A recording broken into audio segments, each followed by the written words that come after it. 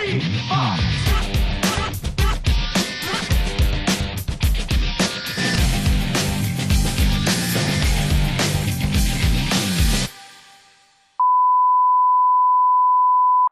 guys, just like to introduce ourselves. I'm Tristan. Jason. From Mansweto Racing. We just, if you probably looked at the last couple of magazines, you've been noticing a build-up on a 700 horsepower club. This here is a 393 cubic inch Cleveland running CHI 3V heads. We're using a wing and tunnel ram. We wanted to use a sheet metal, but due to costs associated with the sheet metal, we've come back to the wing and tunnel ram. We're aiming for around about 700 horsepower on pump gas, and see how we go. This motor we have here is based off a standard Clevo block, still running a standard Cleveland block, which we sonic test to make sure they're strong enough to handle this sort of horsepower. This is one of our thickest ones we've ever found. It's sort of 7 to 8 mil thick. We start with a high energy pan to compensate about 8 litres of oil. We run a stud girdle to support the main caps. Then we come to the cylinder head, which is CHI, that Tristan ports, which I think he does the best port job in the world. I spread my wings to the sky, for I am the butterfly. I have wings, I can fly. I'm a butterfly. Say what? You say something? Bullshit, no, there's no 75. Flat tappet camshaft. This is one of our budget sort of engines that we try to keep at a reasonable cost for the customer. So trying to make more power with a roll up, but you can't sort of throw another $3 grand at the engine to put a roller and to sort of see another 20-25 horsepower. Same with the intake manifold. We're not sort of sure on the intake, but if we make around 700, we should be pretty happy. Like I said, flat tappet cam. It runs in the 260s at 50, so it's not huge. You don't need a big converter for the car. Roller rockers, screw-in studs. We've got two 750 Mighty Demons on top, which runs with an MSD, a 6AL.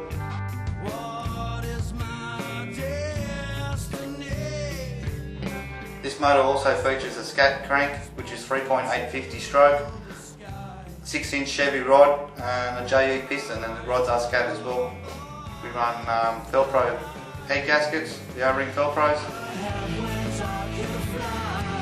Here we have the same Cleveland. We're using a Superflow 901 engine dyno, capable of holding 2,000 foot-pounds of torque. We've had an upgrade on the dyno.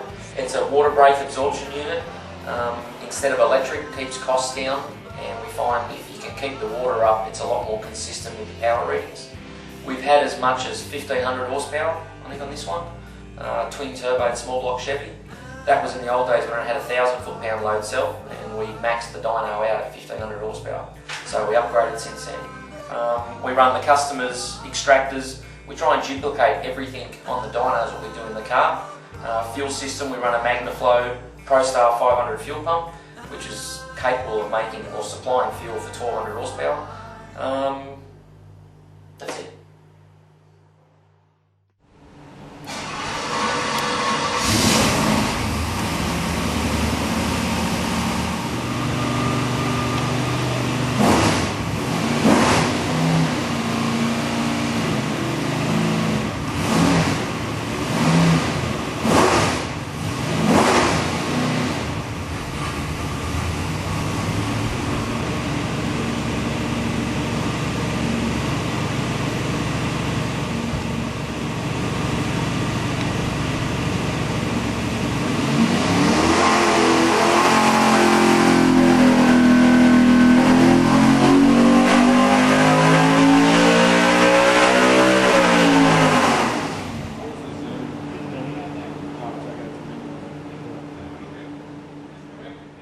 Hey guys, we just finished doing some power runs.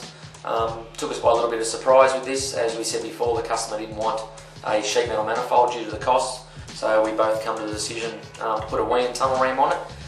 We've ended up making 691 horsepower, pump gas 11.5 to 1 sort of compression. We ended up with the best of about 660 odd. We've never used this sort of manifold before, and we've now ended up having to dismantle the manifold and report the top to suit the right taper in the runners, and that got us from sort of 662 to 691. So it's been a definite gain, and the customer's absolutely wrapped. Now he's ready with that sort of power to put it in the car. The car it's going in is an XY Falcon, which is mini tub, caged. The car will run like 1020 to a 10.0, 130, 132 mile an hour. The car's about 3,400 pounds, and you'll be able to cruise around all day on pump gas and not get hot and not get harassed. Have a good time and enjoy his car. Smoke tyres everywhere. Trust me, I know.